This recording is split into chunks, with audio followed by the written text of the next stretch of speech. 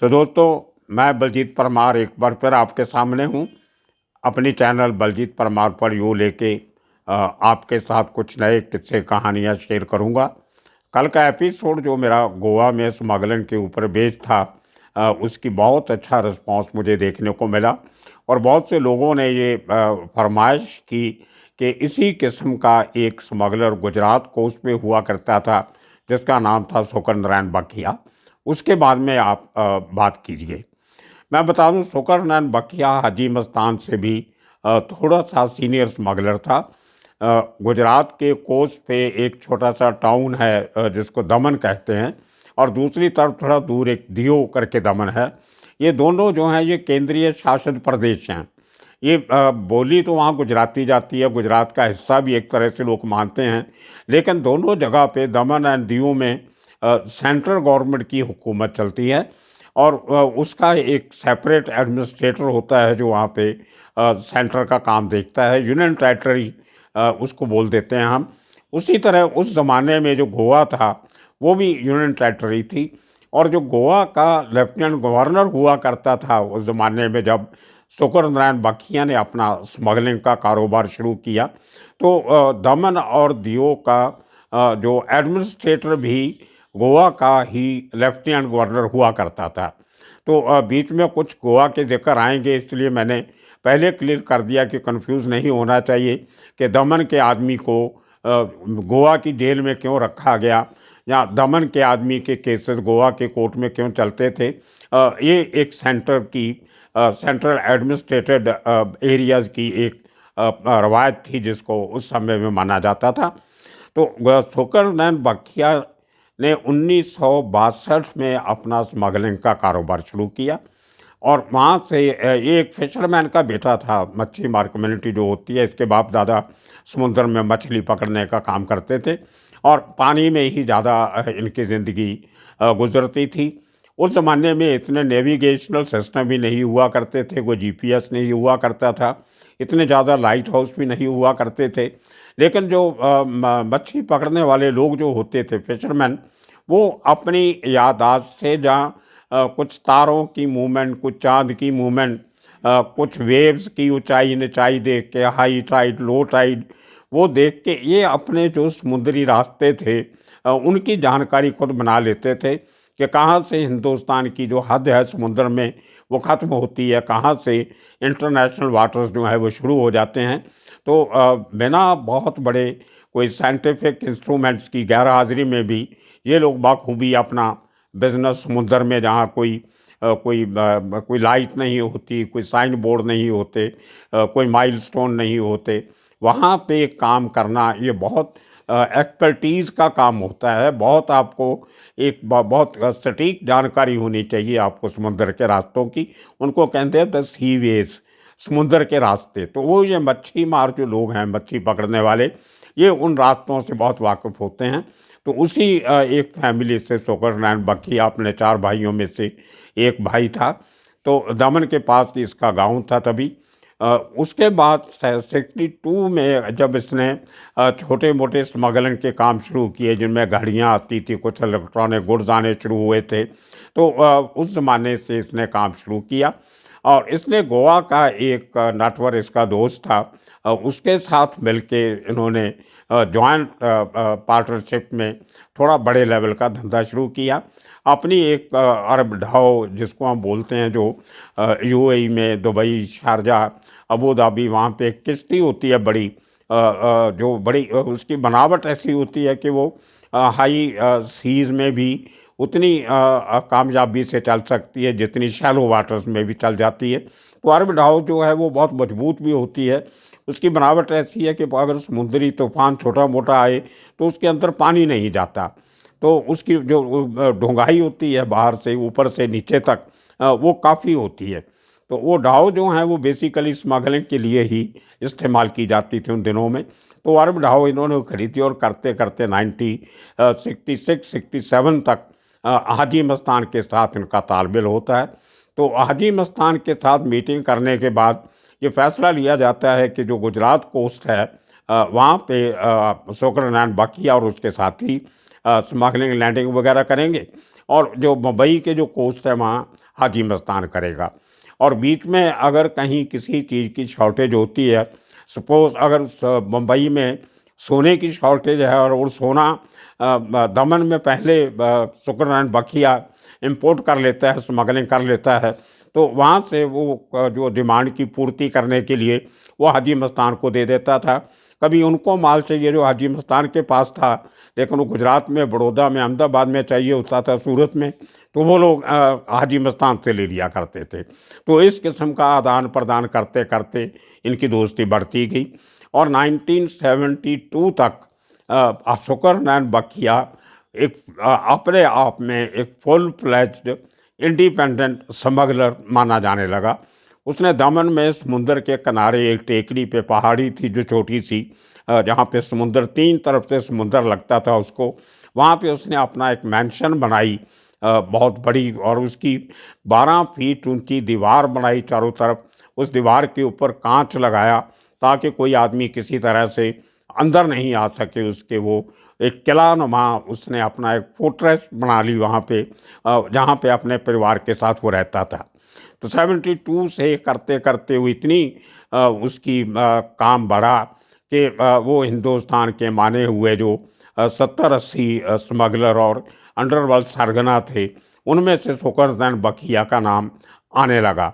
और वो थोड़ा अपनी फिजीक से गोल मटोल आदमी था, थोड़ा भारी था, तो उसका जो सोने का काम था, प्रॉस्पेरिटी जो उसके साथ था ही पैसे के साथ, तो उसका निकनेम जो था वो गणपत पड़ गया वहाँ पे, गणपति से गणपत। और वो अपने इलाके में गणपत के नाम से मशहूर हुआ। कहते हैं कि एक मंदिर भी उसने बनाया था उसके श्रद्धालुओं ने, गणपत मंदिर, गणपति मंदिर नहीं, गणपत मंदिर। लेकिन उसने बाद में उसको नहीं चलने दिया कि एक जिंदा आदमी के नाम पे मंदिर नहीं बनना चाहिए। तो ये उसकी एक मशहूरी, जो उसकी पॉपुलैरिटी उसके इलाके में हुई, ये उसकी एक सिंबल है उसका।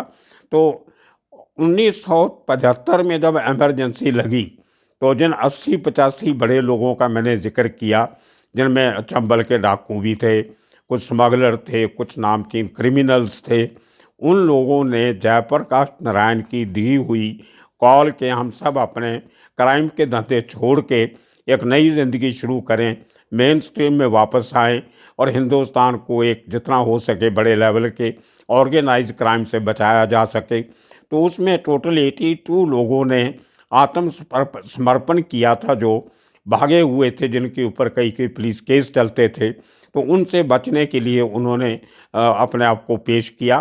कुछ लोगों ने जेल भी काटी, कई लोगों की जेल माफ़ी भी हुई, और वो स्कीम काफ़ी हद तक कामयाब रही, जिसमें हाजी मस्तान, करीम लाला, दूसरे बड़े लोग, चंबल के डाकू, माधो सिंह, बलवान सिंह, ये सब लोगों ने ये काम धंधे छोड़ के एक नई ज़िंदगी शुरू की। लेकिन शुक्र बखिया अकेला ऐसा आदमी था जिसने जयप्रकाश नारायण की अपील मानने से मना कर दिया। हालांकि उसके जो दो वहाँ के साथी थे, जिनमें यूसुफ हीरो था, लल्लू जोगी था, नमन वासपा था, इन लोगों ने अपने धंधे छोड़ दिए। बाद में थोड़ा थोड़ा करने लगे, लेकिन बड़े लेवल की जो स्मगलिंग उन्होंने भी जयप्रकाश नारायण की कॉल को मानते हुए वो धंधे छोड़ दिए थे। खैर, शुक्र बखिया ने अपना जो इमरजेंसी के 2-2.5 साल जो थे, उसमें इसने, क्योंकि फील्ड खाली था, हाजी मस्तान स्मगलिंग नहीं कर रहा था और कुछ स्मगलिंग नहीं कर रहा था, तो इस आदमी ने ज़ोरों से पैसा कमाया उस समय पे। और एक बार तो इसने इंटरनेशनल मार्केट में कोई सिल्वर की जो चांदी जिसको हम कहते हैं, उसकी डिमांड गिरी, उसके रेट क्रैश हो गए, और वो रेट क्रैश होने से बहुत सस्ते भाव पे सिल्वर इंटरनेशनल मार्केट में मिलता था। तो इसने क्या किया, शुक्र बखिया ने, इसने 40 करोड़ का, उस ज़माने में 76 में 40 करोड़ का सिल्वर दुबई से ख़रीद के हिंदुस्तान लेके आ गया। लेकिन हिंदुस्तान में सिल्वर की डिमांड नहीं थी। देश में काफ़ी इकॉनमी प्रॉब्लम चल रही थी, 72 की लड़ाई भी होके हटी थी, सरकार के पास भी पैसा नहीं था, तो काफ़ी इकोनॉमिक प्रॉब्लम चल रही थी। तो इसका सिल्वर मार्केट में खपत नहीं पाया। जो सुनहरे लोग और ज्वेलर्स वगैरह जो सिल्वर के गहने वगैरह बनाते हैं, उन लोगों ने वो इससे ख़रीदा नहीं। अब इतनी बड़ी क्वांटिटी में 40 करोड़ का उस ज़माने में सिल्वर स्टोर करके रखना वो खतरे की निशानी थी कि कल को कस्टम की रेड हो जाए या इनकम टैक्स की हो जाए, जहाँ और किसी डिपार्टमेंट के लोग आ जाएं, पुलिस भी आ सकती है, तो कैसे करूँगा। तो इस आदमी ने एक भेड़ों बकरियों को ऐसा एक इसे तबेला सा बनाया और उसी टाइम पे इसको जो पहले एक छोटा सा केस हुआ था, उस केस में जब इसकी ज़मानत के लिए इसने कोर्ट में एप्लीकेशन दी, वो छोटा केस था एक लड़ाई झगड़े का, तो कोर्ट ने ये कहा था कि आप इनकम टैक्स पे करते हो क्या? तो इसने बोला नहीं जी, मैं कोई इनकम टैक्स पे नहीं करता हूँ, मैं तो अनपढ़ आदमी हूँ। तो उस वहाँ पे जज ने उसको बोला था, अगर आप इनकम टैक्स पे करते होते तो मैं आपकी ज़मानत दे देता आपको। तो वो इसके दिमाग में कहीं घुसा हुआ था कि आगे आगे ये पंगे सरकार से तो होने ही हैं, तो अगर इनकम टैक्स पेई की ज़मानत हो जाती तो उस ज़माने में ये एक बात हुआ करती थी, आजकल कोई नहीं पूछता। तो इस आदमी ने इनकम टैक्स जनरेट करने के लिए, इनकम जनरेट करने के लिए वो भेड़ों बकरियों का एक छोटा सा तबेला सा बनाया। उसमें उनका जो गंदगी होती थी उसका ढेर लगाया एक साइड में, और तो ढेर के पीछे से अपने 40 करोड़ की चांदी जो थी वो छुपा के रखी। वहाँ पे उनकी बदबू आती थी जानवरों के उनकी। तो इस आदमी ने क्या किया, वो 6-8 महीने वहीं पे इसने वो छुपा के रखा अपना चांदी का ज़ख़ीरा, और उसी के चक्कर में वो भेड़ों बकरियों की जो आमदन दिखा के अगले साल इसने इनकम टैक्स पे किया। आप हैरान हो जाओगे सुन के कि इनकम टैक्स कितना पे किया। 285 रुपये एक साल का इनकम टैक्स इसने बता के पे कर दिया और इनकम टैक्स पे ही हो गया। और 1980 में इसको एक कॉफ़ी पोसा का ऑर्डर इसके स्मगलिंग का कस्टम ने इशू किया। इसको जब डिटेन करना था कॉफ़ी पोसा के लिए, तो सुकरनैन बखिया भाग के कलकत्ता चला गया, और कलकत्ता में इसने एक इलाके में जाके एक छोटा सा घर किराए पे लिया। घर किराए पे लेने के बाद इसने कुछ डॉक्यूमेंट्स लोकल बनाए पिछले 3-4 साल के नकली, कि मैं इतने सालों से यहाँ पे रह रहा हूँ। और रहने के बाद इसने वहाँ पे हाई कोर्ट में अपील किया 2 महीने के बाद कि मुझे लगता है कि जो कस्टम वाले हैं वो मुझे अरेस्ट करना चाहते हैं, तो मुझे एंटीसिपेटरी बेल दी जाए। तो कोर्ट ने पूछा कि आप कहाँ के रहने वाले हो? बोला मैं कलकत्ता का रहने वाला हूँ, ये मेरे पेपर्स हैं। तो कोर्ट ने इसको ज़मानत दे दिया, इंटरिम बेल दे दिया कि जब तक आगे हियरिंग नहीं होती इसको अरेस्ट नहीं किया जा सकता। वो पहला इंस्टांस था कि कलकत्ता से बंगाल के बाहर के किसी नॉन स्मगलर क्रिमिनल ने कलकत्ता जाके कलकत्ता हाई कोर्ट से बेल ली हो। उसके बाद ये रास्ता सबके लिए खुल गया। कोई ऐसा स्मगलर, कोई ऐसा बड़ा क्रिमिनल नहीं है जिसने उसके बाद आने वाले 10-15 साल कलकत्ता हाई कोर्ट से बेल नहीं ली हो। तो एक कितना बड़ा स्कैंडल बन गया बाद में। उसमें कुछ केसेस फिर जो एजेंसी थी हमारी DRI, कस्टम एक्साइज, इन लोगों को सुप्रीम कोर्ट जाना मूव करना पड़ा कि आप प्लीज़ ये जो कलकत्ता हाई कोर्ट कर रहे हैं इसको बंद कीजिए। बम्बई के आधे क्रिमिनल ने कलकत्ता से बेल ली हुई थी, गोवा के, गुजरात के आधे क्रिमिनल स्मगलर्स ने कलकत्ता हाई कोर्ट से बेल। तो एक ज़माने में ऐसा माहौल हो गया था कि कलकत्ता हाई कोर्ट का नाम बदल के कलकत्ता बेल कोर्ट रख देना चाहिए। तो ये तो बेल का जो बहुत बड़ा फ्रॉड शुरू किया, ये सुकरनैन बखिया ने शुरू किया था। तो खैर 1972 के बाद 1982 तक 10 साल में 5 बार सुकरनैन बखिया अरेस्ट हुआ डिफरेंट केसेस के लिए, और 3 बार इसके अगेंस्ट कॉफ़ी पोसा के ऑर्डर निकले।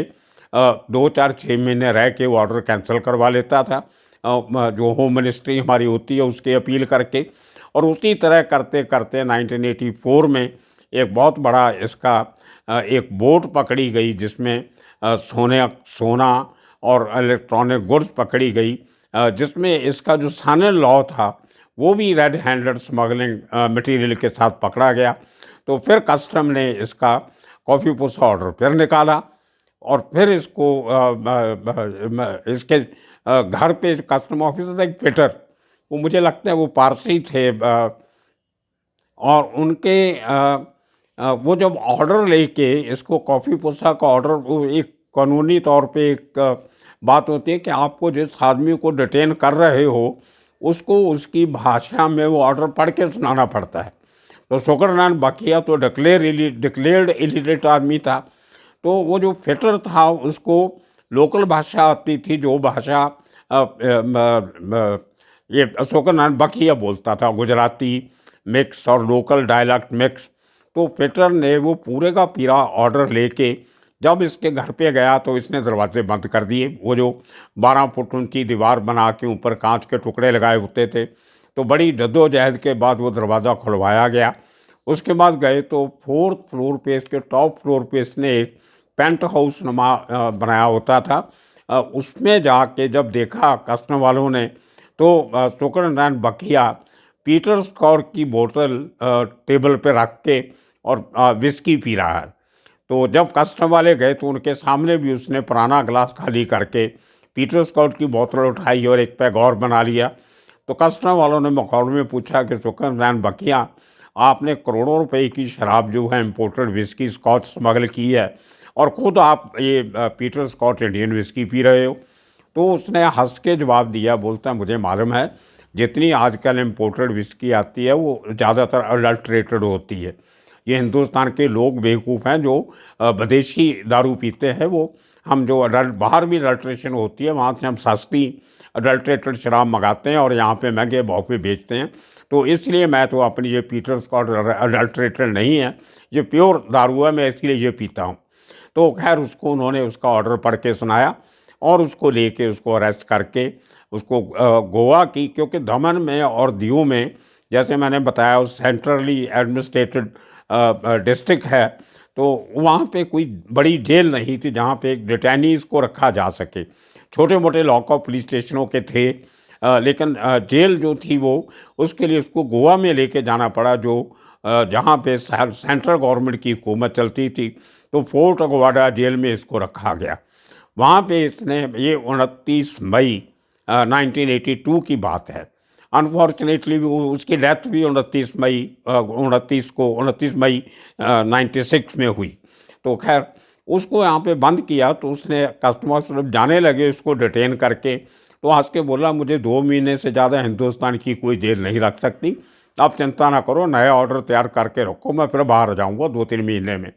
वही हुआ।